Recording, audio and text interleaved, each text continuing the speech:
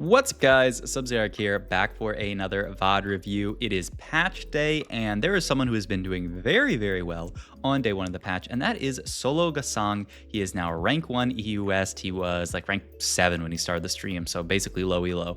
But he had a fantastic patch day. Look at this climb, and if you look at his past 20 at 3.2 AVP, and just look at this streak of almost no bot 4s, just one little 6th in here. But hey, no 8s over his last 20. He's been smurfing it up on this patch, and he's played a decent amount of flex, but there's certainly been a comp that he has really preferred so far on this patch day. You can see here we're playing around Kalista, here we're playing around Kalista Fiora, here we're playing around Kalista with items that were probably on Fiora before, here we're playing around Kalista Fiora, and then here as well we're playing around Kalista and Fiora. So this is a comp that was sort of on the rise last patch. It was certainly, I think, overshadowed by stuff like Karma, but still a really solid line. And now that those units have been nerfed, some of these other units have been buffed, and you know, the like warrior being buffed and vertical fairy being buffed, if you want to go that far.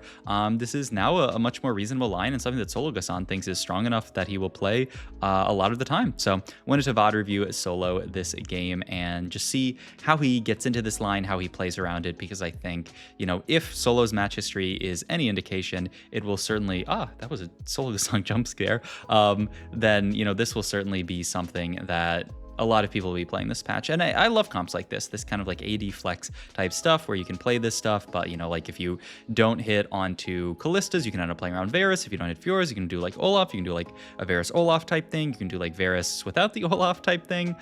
So I'm really excited.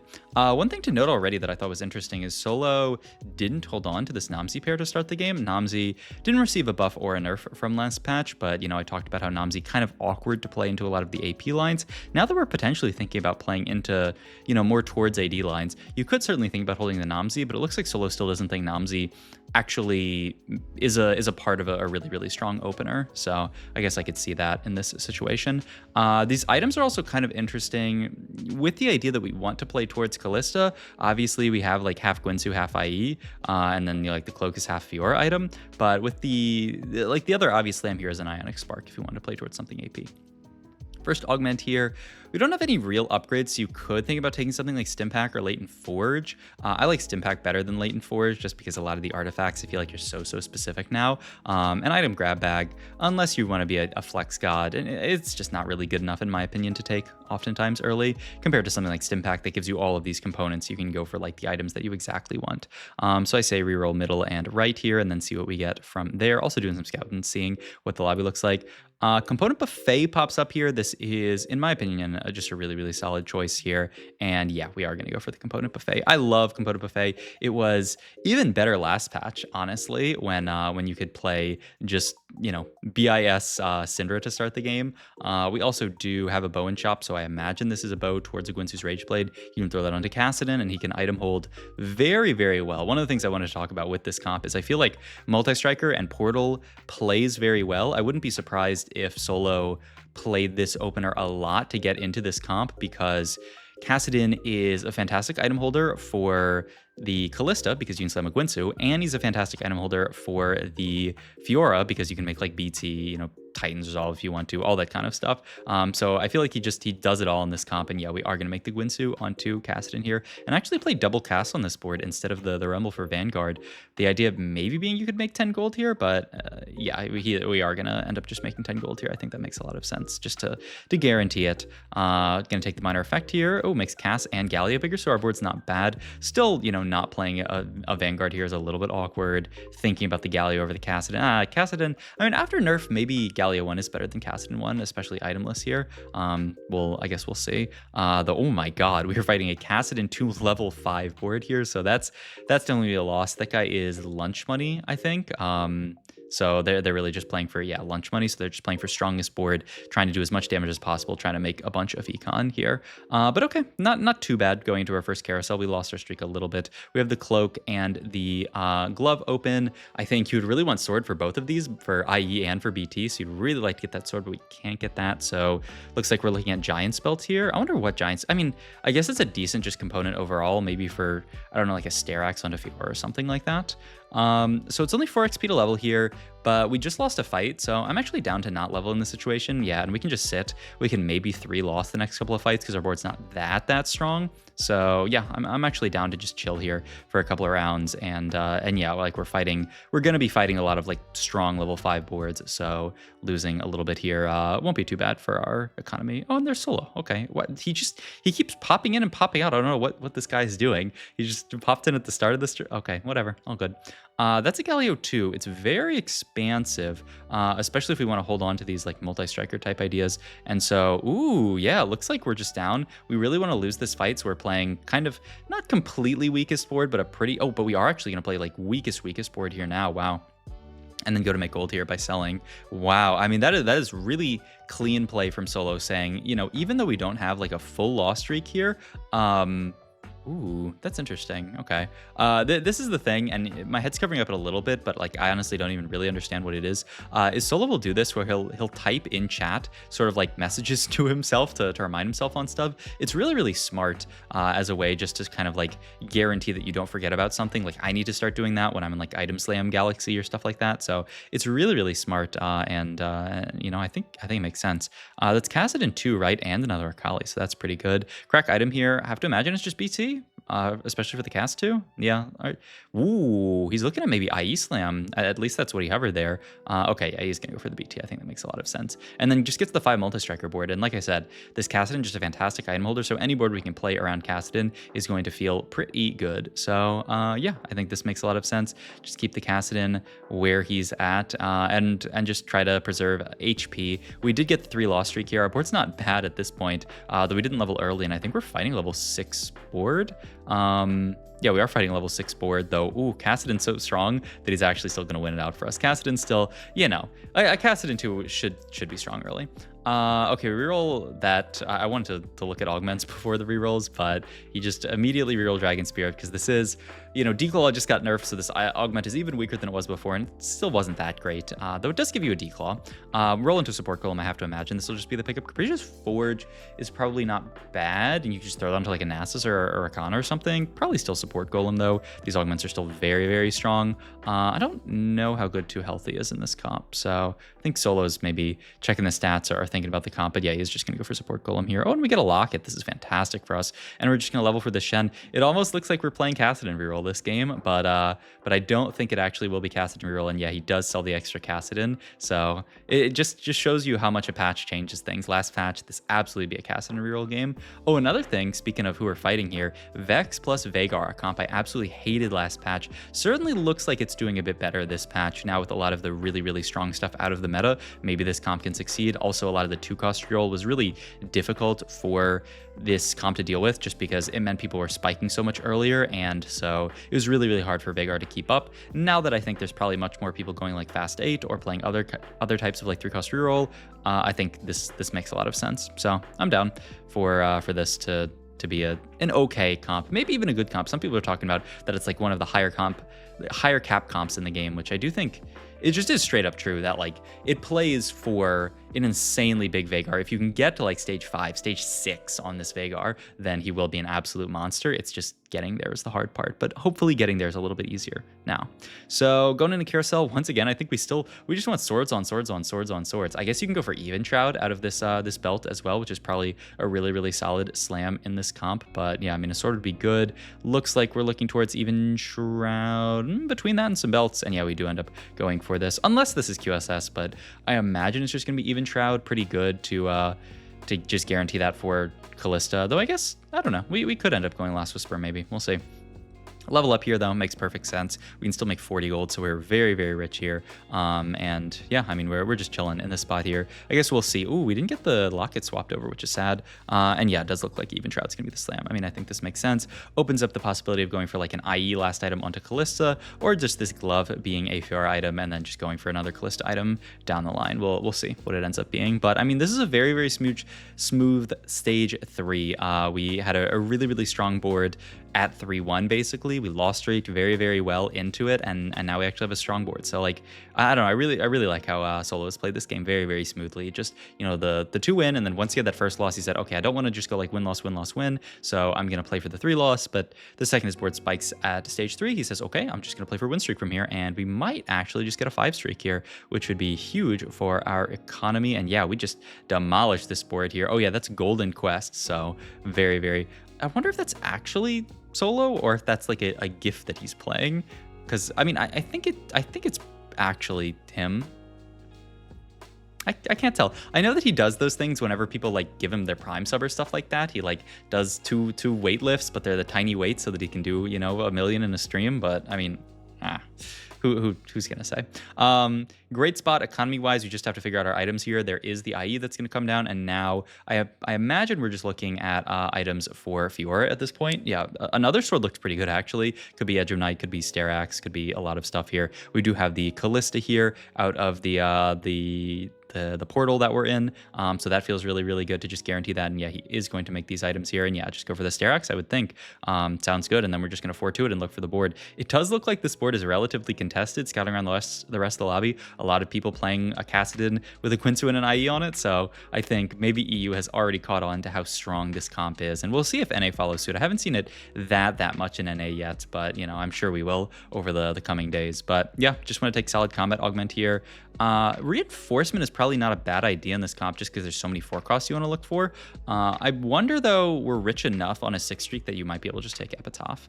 I would probably lean towards Epitaph, but it is a really expensive comp, so I'm interested to see which one he goes for here. Yeah, it looks like he's leaning Epitaph as well. I mean, I think this makes sense. We have 50 gold to roll here, and we have our board to sell, so we don't really need the gold from reinforcement, but it is kind of an expensive board. There's the Fiora, which is really, really nice. This shop full of 4 costs we don't really need. The Rakan, and yeah, we are rolling down for basically just this board. I think it makes sense when you're in solo spot where you're this rich. You don't really need to play flex in a spot like this, because you're kind of guaranteed to hit with this amount of gold, though we didn't roll that much. Our board's still not bad. Solo did the smart thing where he's not going to pivot out of this Cassidin until he has a better unit to play. And yeah, I mean, look at why that Cassidin just cut through that was a 3-star Nunu, I think. Actually just like saved his fight from being not too bad. And yeah, we're gonna pick up the Fiora and just wait a couple of rounds here, because once again, Solo is acknowledging this is a really, really expensive comp. I cannot just send it 0 here. I won't be able to afford it. So I'll just wait a little while. I'll roll a little bit these couple of rounds, but I'm probably going to start sending it more like next round. He does end up moving item, just the Gwynsu over to the Callista, because he has a lot of faith in her. Is just a big carry in this comp, which I think is pretty reasonable. But yeah, I mean, you can see the power just of the Callista herself. 8k damage on a Callista 2 is disgusting, actually. And we'll see what we can get into here. No components open, so I assume we just look for either last Fiora item or just a tank item here.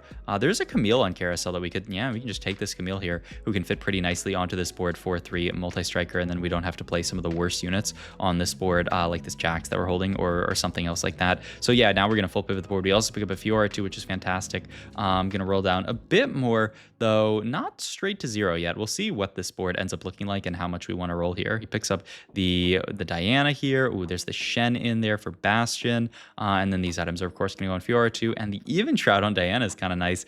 She's going to jump into the enemy board, maybe make sure that their entire board is even shrouded, though I guess the downside is she's not that tanky. It's just a Diana one, but okay. So there's a lot of stuff clearly that you can pick up with this board. We're holding on to the Nikos. Obviously Nasus fits very, very well for Pyro in here, and then you can just fit the Nico in beautifully. Yeah, so I mean, I think this is certainly the board that Solo wants to play towards. And look at the synergies that are on this board, man. We have 8 units in, and we have 8 synergies, and it just fits in really, really nicely. The Zillion tying everything together with Chrono to buff the rest of the board's just HP up. Obviously Camille being very, very playable for 3 multi-striker. It looked like he was holding on to these Jaxes as well, for the idea that if you miss on Camille, you can just play Jax. Eventually you can get like Morgana in, I think, though I mean, honestly, we do really, really want Shapeshifter on the board. I guess maybe the idea is like Morgana plus Briar later. I'm pretty sure that is the idea, that you cut Nico for Morgana, you play Briar over the Nico, and so you just have to level to play it. All right, so making gold here, picking up looks like an Edge of Night for Fiora. Also really smart by Solo to tailor here for the Camille here, because we picked up another Camille, and now all of a sudden we're Camille too. We can just start making items. Yeah, move the Fiora items over to Camille. I would have to expect. Maybe he's gonna, yeah, okay, I think this makes a lot of sense. And then hold this tier for just a faster Nico cast, it looks like. Don't want to put it onto someone like a Fiora because we might end up like TGing her down the line. So I mean, yeah, the Camille 2 is obviously very good, but we're gonna be able to see this comp do a lot of work, because this is a very strong spot to be in. We have basically everything at this point, so we can start looking at level 9 and seeing what Solo wants the max cap of this board to be. That's my thought, is that like a Morgana plus Briar, but we'll see. We're holding onto a random Karma here. Don't imagine that we'll play it. Pick up a Charm here, just assembly. Yeah, looks very nice, just to make econ. Because you don't need like an insane charm in a spot like this. He does want like a charm every round, though honestly some of these rounds you might not even need a charm, just because of the fact that your Camille is so strong. Though obviously in this portal a lot of people are going to have better units, you know, better boards, because they can kind of guarantee get the units that they want. But yeah, still Solo running around the entire board trying to sell these off. Imagine you roll just like once here for charm here. I would even not be that mad about taking an enhance there, but wow, he's actually rolls relatively deep there a few extra times just to have a combat charm here, to have a stronger board. I mean, this is something that I talked about in the Spencer VOD review I did, where he was just rolling it to 10 every single round to look for charms. So many people really aggressive with their stage 4, their stage 5 being as strong as possible, so that they're not just dropping random fights, because the random fights can kill you this set. If you just have a couple of random fights that you lose, and then late game you end up fighting like a dragon or something like that, you can just straight up lose the game.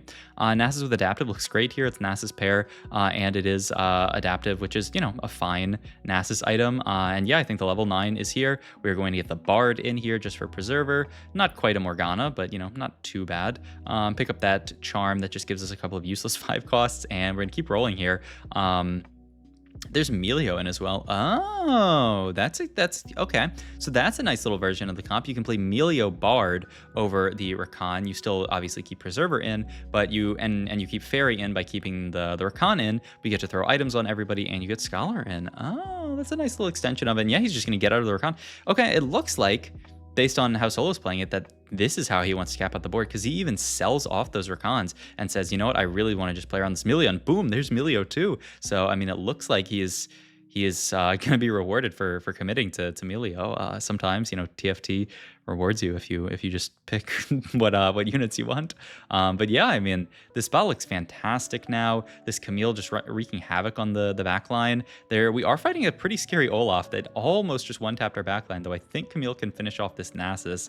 I wonder how contested Nasus is going to be this patch, just because it looks like he's so contested this game, and he was honestly even starting to become more contested last patch, towards the end of the patch. A lot more people playing towards Nasus, and yeah, like, I feel like Nasus is kind of the common factor in every board. Like, every late game AD board wants a Nasus, because, you know, he can link up with Multistriker, he can link up with like blasters, he can link up with, you know, everything, even just like Bastion with Shen.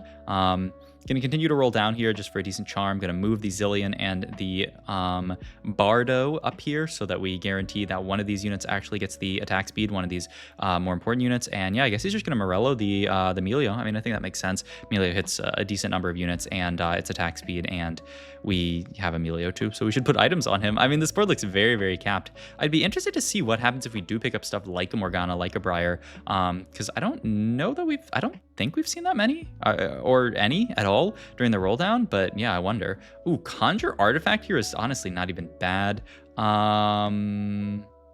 He's like an unending despair, really. I would look at something, I don't know, maybe Eternal Winter, DFG. Okay, just to finish out the Melio items. The problem with Eternal Winter is obviously you'd be throwing it onto like a Nasus one, and so I mean, third item Melio. I think this makes sense. Yeah, I think this makes a lot of sense. But yeah, I was talking about this Veigar comp and how high it caps. So look at this, losing to a Veigar 3. Not something that ended up happening that much last patch, but you know, that's fine. Wait a minute, Champion Duplicator here. We are 2 off of Camille 3.